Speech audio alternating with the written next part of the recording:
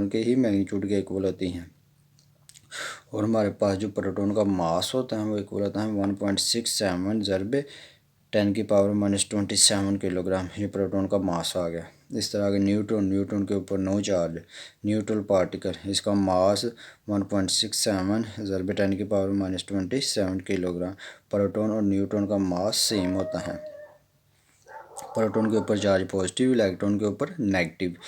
Overall atom हमारे पास क्या होता है, electrically neutral. MCQs very important point means जो हमारे पास प्रोटॉन होते हैं इनसाइड द न्यूक्लियस वो इक्वल होते हैं जो इलेक्ट्रॉन होते हैं आउटसाइड द न्यूक्लियस। हम जनरली तौर पर जो पार्टिकल होते हैं एटम एटॉमिक लेवल के ऊपर, उनके मास को हम लोग यूनिफाइड मास स्केल में एक्सप्लेन करते हैं बजाय के इंस्टीड ऑफ किलोग्राम।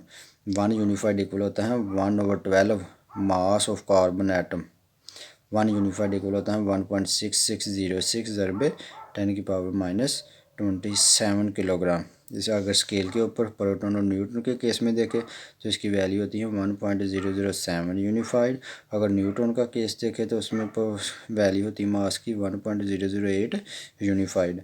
इस तरह जो हमारे पास प्रोटॉन होते हैं इनसाइड द न्यूक्लियस उसे हम लोग जी के साथ शो करते हैं, जिसे हम लोग चार्ज नंबर या अटामिक नंबर भी कहते हैं। इसी तरह जो हमारे पास न्यूट्रॉन होते हैं इनसाइड न्यूक्लियस वो हमारे पास कहलाते हैं न्यूट्रॉन नंबर, जिसको हम लोग n के साथ शो करते हैं, कैपिटल N के साथ। तो आज के लिए इतना ही काफ़ी है। अगर किसी को समझ नहीं आई तो कमेंट बॉक्स में लाजमी पूछना है। Thank you.